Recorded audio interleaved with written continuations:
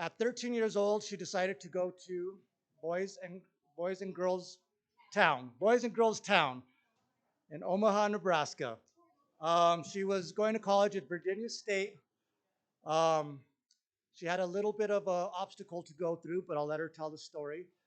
She's very inspirational.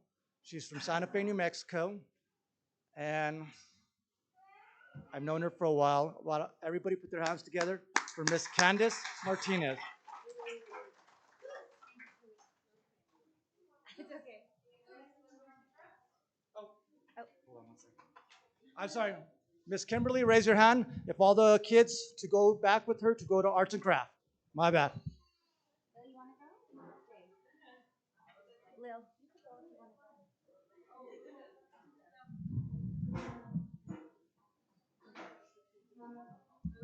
Thank you, everyone, for coming. My name is Candice Martinez, and I'm from Santa Fe, New Mexico. Thank you to the prisoners tuning in. I did 11 years, and I know that if you have any time to do, it feels very, very sad where you are. So I hope today you had a good day. Um, I'm here to talk about perseverance. The definition of perseverance is to continue on a course of action even in the face of difficulty or with little or no prospect of success. When you think of that, little or no prospect of success, that is a very scary thought. And anybody who's ever took a high risk gamble on themselves, started a business, or robbed a bank, knows what that means. A lot of the things I want to touch on today, I'm going to speak about mental health a lot because mental health is one of the things that I lacked and what made me make so many bad decisions or gave me kind of like the ability to be off course. But I started off kind of with the difficult path. I had two parents who had a very hardcore love story, and their fallout was pretty much big. It was the beginning of the struggles for my sisters and I. And so, from a very young age, my dad used to beat us. He would take his anger out on us for my mom leaving him. He was a very angry, hurtful person, and he left a lot of mental scars in my life. We were taken away from him when I was 9 years old, and that was the first time I used drugs and alcohol. I was an addict before I was 12 years old. I smoked weed on a daily basis, took whatever pills or drugs or anything I could find. I drank a lot because I was a little kleptomaniac and I would rob bottles from different liquor stores and I would be a party person. By the time I was 13, I had become unmanageable. My life, if you know the 12 steps, my life has become unmanageable. I didn't know anything about the 12 steps, but I knew that I was going to die. I tried to kill myself several times because I had so much depression. I had so many emotions that I didn't know how to process, and I did not have a community or a support system because my family was users. I had a family of addicts, and I had a family who had their own problems, and they couldn't see mine. And I don't fault anybody for that, and I'm not blaming anybody, but I just know where I was then. So at 13, I saw a commercial about Boys Town in Omaha, Nebraska, and I called. And after I called, the lady told me to go to bed because I was like, I'm drunk and high and I want to get out of here. And she thought it was a joke. And then I actually got a social worker. Her name is Karen Rowell. If I ever see her again, that's the lady that saved my life. She was a Santa Fe social worker, and she actually helped me contact Father Peter in Boys Town. And I wrote a letter, and I got accepted as a pilgrim. So basically, I packed whatever stuff I had, and I said goodbye to my family. And the gentleman that introduced me was actually reminding me that he was there the night that I was getting ready to leave. And we had a very profound talk that night. And I just said, I have to get out of here because I'm going to die. And I remember actually feeling like that. And I went to Omaha, Nebraska, 13 years old. I got off the plane and I smelled like a bottle of booze and marijuana, and they put me in detox. Literally, I was the youngest person in this weird detox place, and I listened to other people talk, and I tried to take in as much as I can so I can decide how I was going to get better, how I was going to make it. And I landed up getting well enough and working, out through some major emotions to get put on the main campus. And for the next 4 years, I had a kind of semi-normal, typical high school life. I went to a Jesuit institution. I had a religion class. I was living in kind of like this bubble of safety where they nourished me, where they supported me, where I had a family and a community. And I was there for 4 years, probably the best 4 years of my life. And when I graduated, I was terrified because I couldn't come home to a place I knew I couldn't make it in, a place where I had so much trauma, so much pain. I knew I couldn't come back here. So luckily I was smart and I did really good in school. So I had a full tuition and fee scholarship to the University of Nebraska in Omaha. So I stayed there, and I stayed close to Boys Town because that was my home. And like all young girls, and this is a little disclaimer here, relationships, when you're not ready for love, when you're not healed, will drive you to a sicker, more unhealthy place. I was looking for love, and I was looking for peace, and I was looking for stuff that I needed to find in myself, for myself, and I was looking for it in a man. And I let him abuse me, and I started doing drugs because he was a cool guy, and he was a drug dealer, and that was what was cool then. And I went right back in this cycle. And what did I do? I had nowhere to turn because I was embarrassed and ashamed. Shame is one of the most horrible faces of vanity because shame will keep you from asking for help. Shame will keep you from looking at yourself and saying, it's okay, I made a mistake. And you'll start going backwards and backwards and backwards.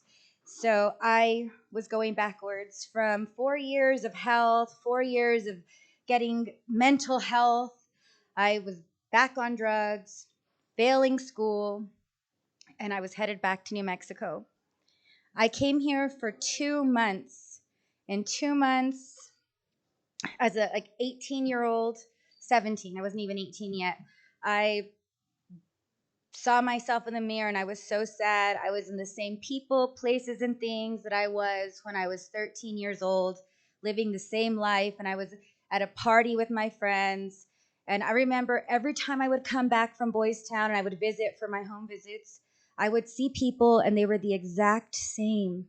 Like from the age of 13 to 16, 17, these people never changed.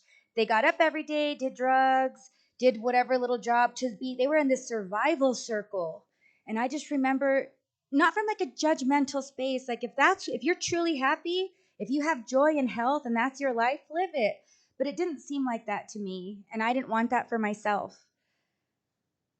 So I got to tell you, I hope I don't offend anybody, but I have guardian angels. God protects me, and I am so blessed because I was at rock bottom, 17 years old. This is, again, like the 100th time to be so young at the bottom of a bottle. And I'm looking at myself in the mirror.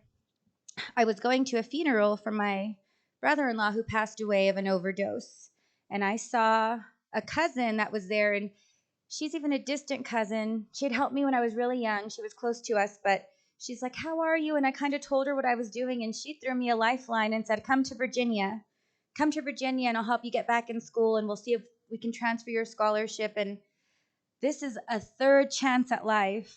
I missed it a little while back, but during that bottom of a bottle period, I actually overdosed and was in a coma. My mom was there. My grandma was there. I had taken pills and alcohol, and my heart stopped. And they had to rush me into the hospital, and they put me, all these machines, and I woke up, and that's like a couple days later. Again, I didn't even take that seriously. After that, I was even more depressed because I thought, God, not even God wants me. I can't even die and escape this pain. It was horrible. And I was at this funeral and I got this lifeline thrown to me. And once again, I'm just brave. I jumped on a plane and took off to Virginia. But I was not healed. Mental health. I'm running. I continually ran. And I'm a good liar and I'm a good actress and I am a good faker. So I was making it. And I was in Virginia and I was trying to do well. I'm living like in this cookie cutter neighborhood. My cousin's husband works for the Pentagon and I'm detoxing and they don't even know it. So I try to be kind to myself when I tell these stories because I'm not a scumbag. I don't intentionally go disrupt people's lives or hurt people. But when you're not healthy, you do that. It's like a side effect of mental health problems or of having chaos that you're not dealing with. So I was back in school, trying to do my best, really unhealthy, too proud to ask for help, too proud to reach out to the people who cared about me to say, hey, I'm thinking of using, hey, I need to see somebody because I want to die again and I don't know what to do when I want to kill myself.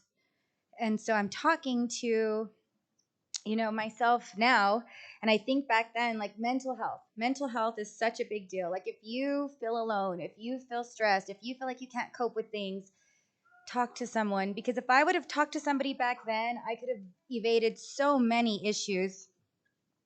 So I was in college in in college in Virginia, and I'm trying to do my best. And, at the time, it was like 2004, 2005. And I just saw like a Sean John cutout model outside of class one day. And I met this guy, and I needed love. I was going through a lot of stuff. And him and I got together, and our whirlwind romance brought us to a night where he says, I have an idea. Let's rob a bank. And I'm like, how you're crazy. I've done a lot of crazy stuff, but that was like, you want to go to jail? He showed me a handbook and he was like, they have to let you get away with it. And I read it and I was committed. I was committed to the hilt. So I was so committed that when we went in and he clammed up, I said, give me the box, give me the hat. And I did it myself. And as an unhealthy person who at the time was, very street life, I was around, crime was something that I was very desensitized to. And I didn't have the emotional intelligence to understand what I was doing. The only thing I wanted was money. I didn't want to harm anyone. I didn't want to become the cell phone bank robber. I was just trying to get some money so me and my boyfriend could live happily ever after, because that's really all anybody wants is a good life. And so I did the unthinkable and robbed a bank 4 more times after that, because whoever could have enough money. That's my dog right there being, making noise. But before I had another dog and he broke his arm. And again, I didn't want to ask for help, ask for money. And what did I do? Rob a bank. It just seemed like the right thing to do after it's an answer that works. And my boyfriend and I at the time, we were in Atlantic City. I'm in the Chanel store. He's gambling at a high roller table. We think we are like it. We robbed a bunch of banks. We've been on a bunch of adventures. And my mom calls me and she goes, where are you? And I'm like, what? Why? And she goes, I would know your face anywhere. I'm like, what does that even mean? And she goes, you are on America's Most Wanted. They are looking for you. And I felt like a wave of terror, fear. Like America's Most Wanted, they were saying I was armed and dangerous, shoot to kill. I'm a 17-year-old idiot. I was armed and I probably was dangerous, because everybody is if your back's against a wall. But I never wanted to hurt anybody. I was never trying to ruin my life. And from Atlantic City, we thought we were going to make it to Mexico. We thought we were going to get on the Chinatown bus. And my co-defendant, my boyfriend at the time, he left me and turned himself in.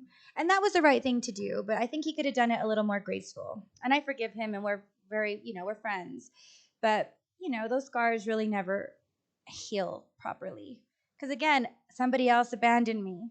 Somebody else left me. Again, somebody else that I wanted and loved and needed and was there for wasn't there for me. And I found myself in a courtroom in shackles. I found myself all over the media being clowned. People were laughing at me.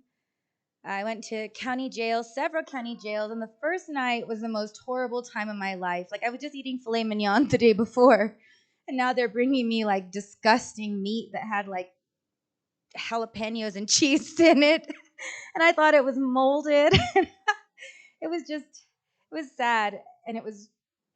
When I look back, I laugh because, I mean, it wasn't really that bad. There's people that are, just living in third world countries that live worse than that, and to the people in prison, that was one of the thoughts that got me. Whenever I found myself down, whenever I found myself sad, I would think about innocent people born in lesser countries, and I would say, how dare I be ungrateful? And I am a person of belief. I believe in God, and I found a lot of strength in my religion.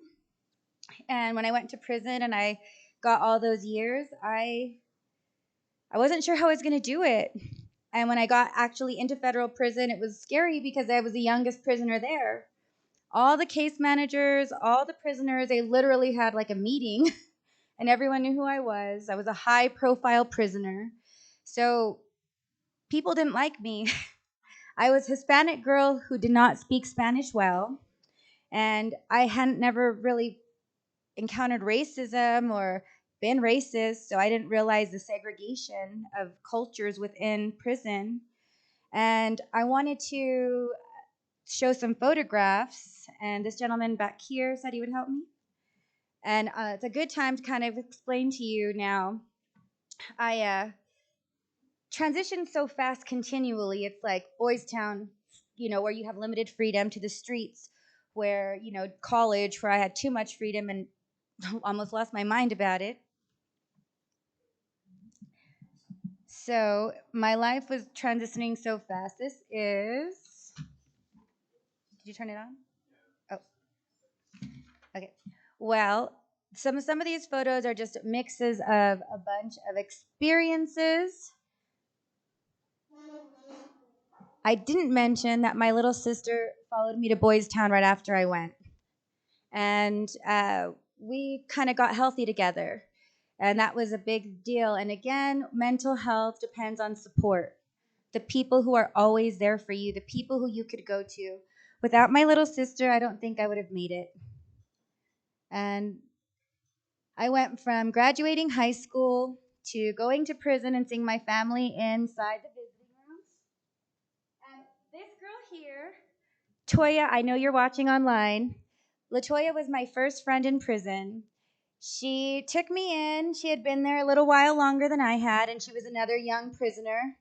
And her and I kind of navigated our way through there. But that little circle right there shows you the emotional chaos inside myself.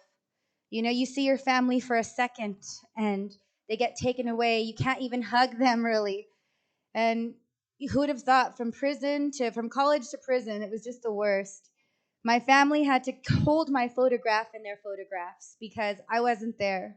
I was with my best friend, Toya, who I love so much, who got me through some of the hardest times of my life. And that's my little sister and I. She came to visit me. By any means necessary, we have each other's back. She doesn't leave me behind, and I will never leave her. But this is my other family.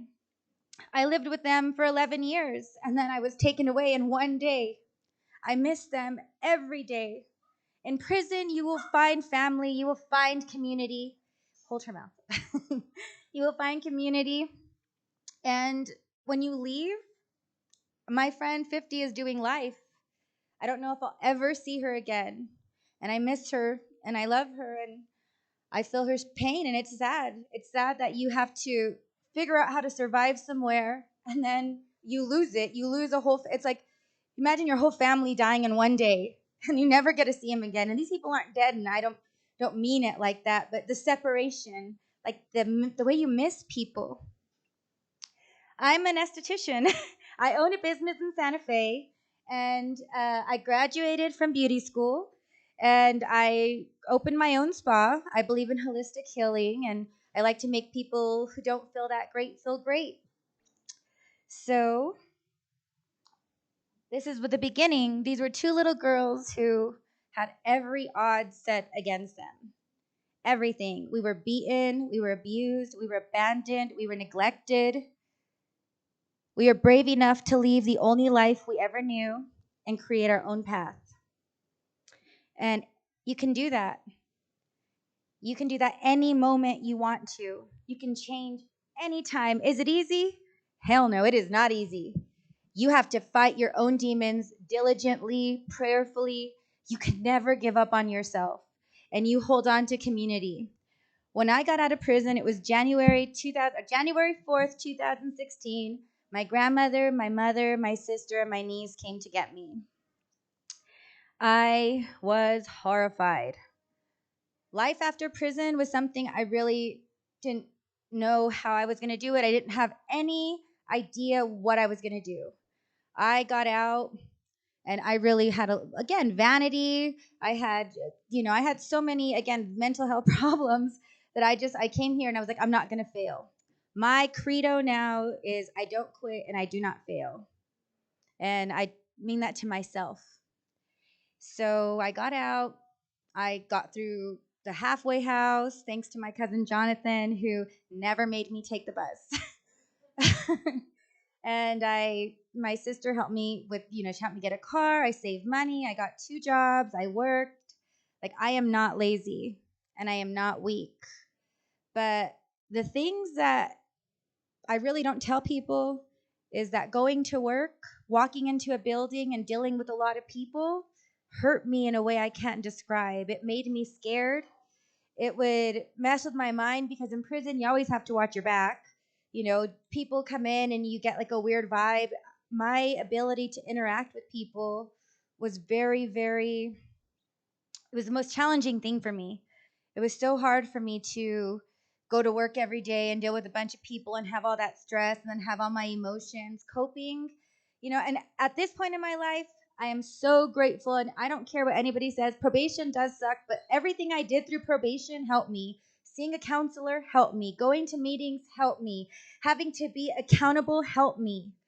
And if you want to change, you need that kind of help.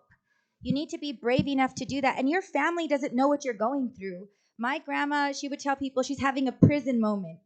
And that prison moment would be because in prison, you can bash somebody's face in if they piss you off. In this life, in this real world, you cannot. You have to have self-control. You have to have, and I get confused and I tell people, it's like I have 2 worlds in my head. There was like a world of like vicious craziness and kind of like anarchy, because in prison it's kind of like that. And then there's this person that I came out and I walked the line. And I'm one of those people, if I'm doing it great. If I clean this floor, it's going to be one shiny floor. Like, I did probation well. I did, my little beauty school stuff. I love what I do. I love learning. I love helping people. And getting mental help is one of the things that has made me successful. And my family and my community. And without that, I don't think I would make it. It's the people who show up for me all the time that are the reasons that when I want to go rob another bank instead of going to work, I don't do those kind of things, and I would never do it again. But I have a reason not to. Before I had every reason to do whatever, and now I have so many reasons to live right. My nephew Gabriel encourages me as much as I need every chance he gets. And my mom shows up. She heals herself. She, is a member of her church. She's working on herself. And I think that's the thing as a community, people who took the risk on me. People were like, oh, she's a prisoner, blah, blah, blah. But then there's people who are like, yeah, she's a prisoner, but I see how she is, and they give me a chance. Those are the people who deserve an applause because they help people grow. All these people who show up and volunteer to help other people. That's community, that's love, that's religion. And, I'm not quite sure what else there is to cover, but are there any questions?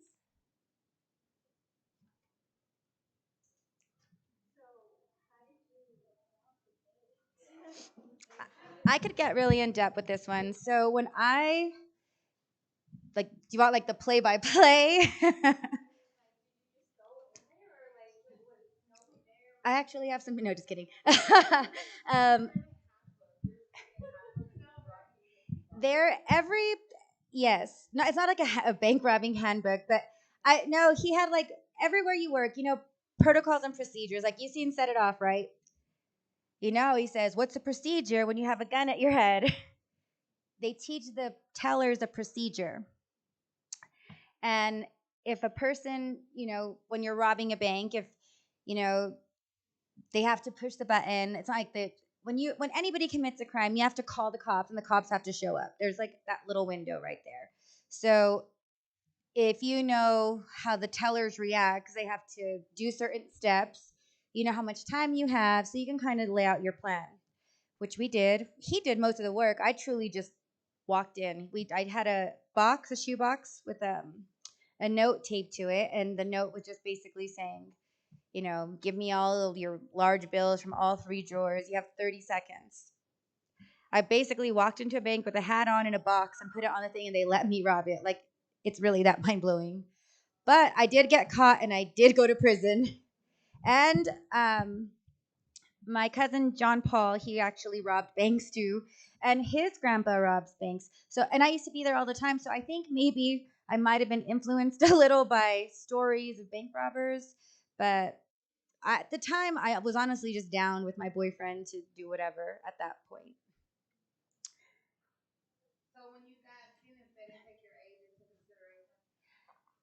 They did. If I would have signed the plea and said that my boyfriend or my co-defendant did what he did, I could have probably done 5 to 7. But I have integrity. I know why I did what I did, and it wasn't why they were trying to say like I would never, I would never harm somebody to protect myself unless they were trying to harm me. Basically, I'm not a snitch.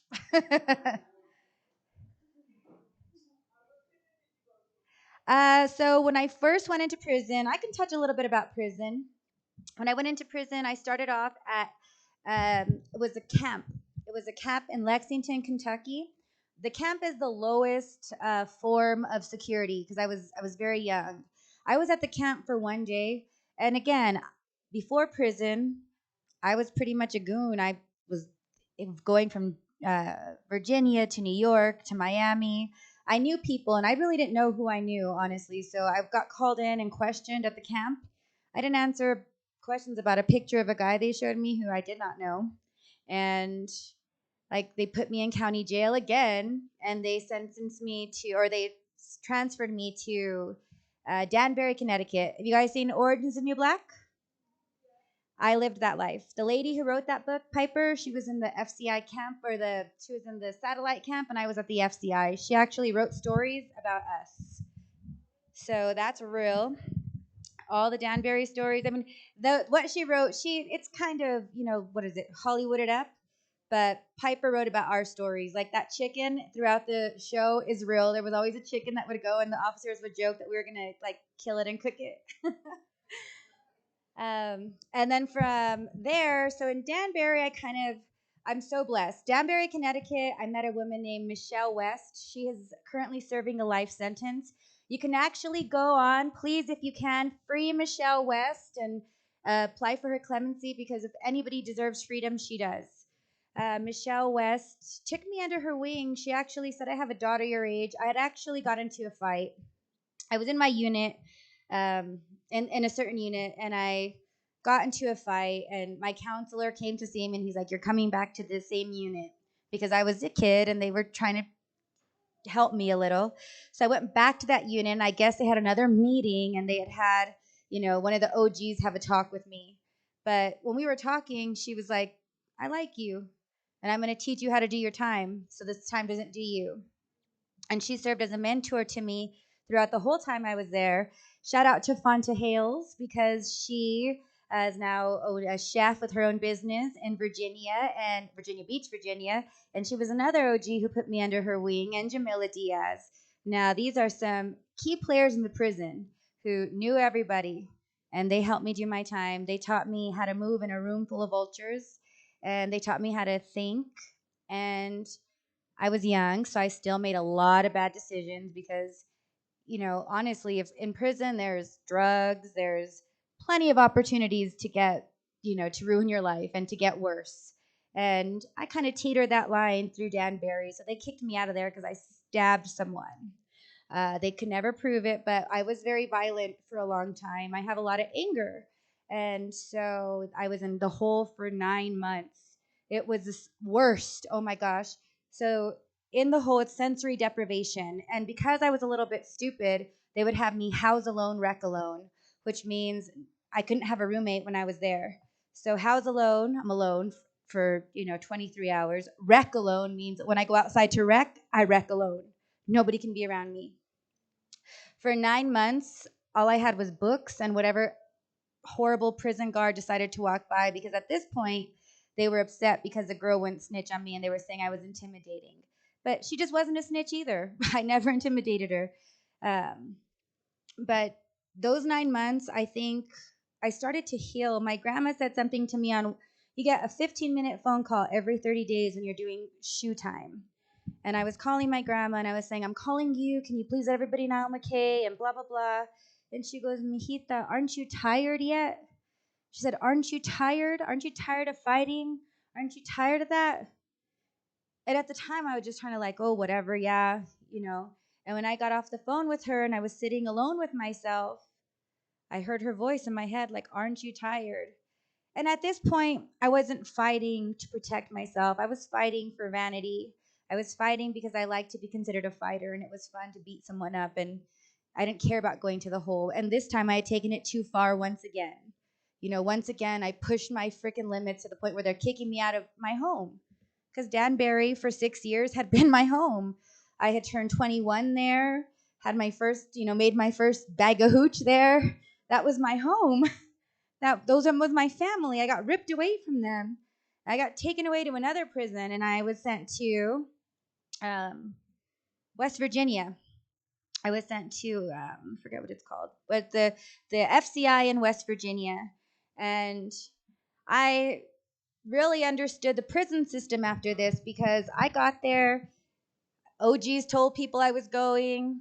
The moment I stepped on the yard, I had a bag of commissary brought to me, brand new shoes, my Dolce & Gabbana perfume. I mean, I had everything waiting for me there. Sometimes I think I lived better there than I do out here. My socks were definitely whiter because the lady who would wash them would wash my socks so good. And, the life, it's again like the change, your mindset. You come out here and it's a whole different world. Me and my sister used to fight because in prison, somebody called me the B word. I would have to like black their eye or something. And when I came out here, I think that's like how people talk to each other. They use that word so lightly, and it would make me like insane because I would be like, I don't want to hit you, and she would just laugh like it was funny, and I'm like, it was like you have to die to yourself in all these weird moments because you can't just be beating people up for calling you the B word. You just can't. Okay, it's not F them. No, it's not the right thing to do. You got to like shake some things off. But again, that's mental health. I had to struggle through some things and overcome some things because I had to create that to live. And then I got very comfortable in that space. And then I'm still transitioning out of some things. I finally got rid of the pink spoon, and if you know, you know. Um, the the life in West Virginia was fun. I was there, and I totally knew how to work the system. I started running the resource room because I'm a resource technician, and I was helping everybody get out, like Dress for Success. I was teaching people, when I first got to prison, one of the skills I traded was computer skills because I was in college, and some of these ladies that were getting ready to get out didn't know how to work a computer, were so afraid. I would have women who had done 10 years just want to talk to me about how is the world out there. And at the time, I didn't really understand. But when I was getting ready to get out, I knew what that felt like. because I was asking people who just got in, what is it like out there? What are people wearing? I told my sister I wore a size 7 and I was in a 9. I was like, I insist. But West Virginia was a fun place. I helped the prison a lot. I started to heal. That's when I said I wasn't going to hit anybody without them hitting me. So that's like the first time where I was like, yeah, I'm gonna try to live right. So I started without even knowing it. I just created a schedule for myself. I gave myself some boundaries because the prison boundaries weren't ones I really cared to acknowledge. So I guess I started to live right, or try to. And this is the real truth. I had one foot in and one foot out because I did have people bringing, contraband, and I was selling stuff, and I was doing 2-for-1 stores because I have like that hustler bone in my body. I want to make money, and I knew I needed it, and I didn't have a lot of family support while I was in prison, so I hustled while I was there. And even though I was trying to live right, I still was hustling in prison. And they knew it, and so they couldn't prove it. And so they took me out of that prison, and I was like 3 years to the door. So they sent me to a new prison in Aliceville, Alabama. So I went into Aliceville, and same thing, it's a bunch of people with all of the bad apples that open a new prison. When they have to pull you for a head count, it's usually like the people in the prisons that nobody wants. So I was pulled to Aliceville, Alabama, and that's where I did my last 3 years of incarceration. Aliceville was a culture shock because even the guards were gangster a little. It was kind of fun. uh, I actually had I don't know, I think it was a nervous breakdown. If anybody's ever seen the Green Mile, the guy who kills himself when he gets out of prison because he's too scared. I hung myself like the last month I was in prison because I was scared to come home. I didn't want to. I was scared to leave my friends. I didn't know anything anymore. I was horrified to fail. I was horrified to face the demons because I knew Virginia didn't accept me to go back to the state unless I married my co-defendant. So the only state I could come back to was New Mexico.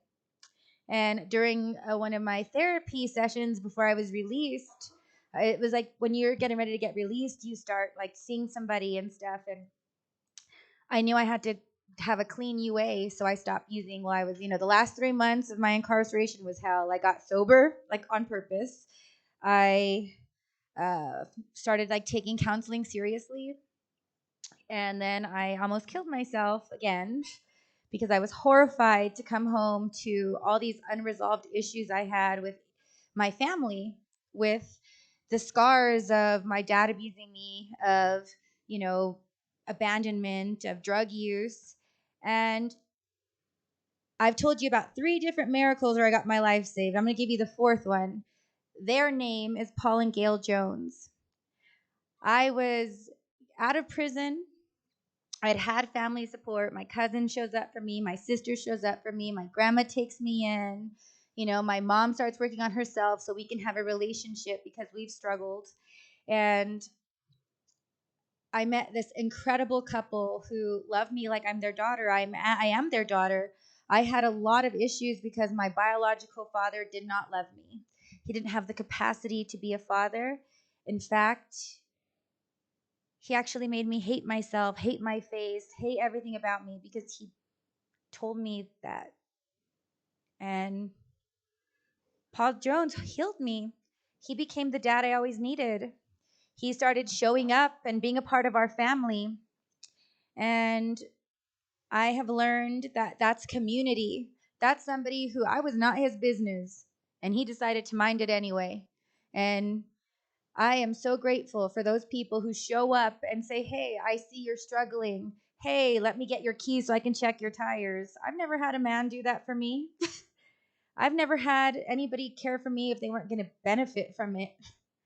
And now, for the first time in my life, I have family that shows up just because you ask them. And I am living as positive as I can because there's young people who see me.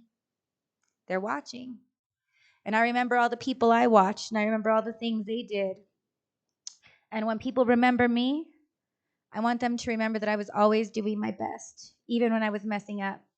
Because if you know me, you know that's what I bring. I bring 100% to the table every time. So never quit and never fail. And you prisoners, hold your heads up. For you guys doing time, man, hold your heads up. You got this. Find a relationship with God. Find a community. Choose better. When you get out, find help. There are places. People are findable. Find help. Never face it alone. Never. You don't have to.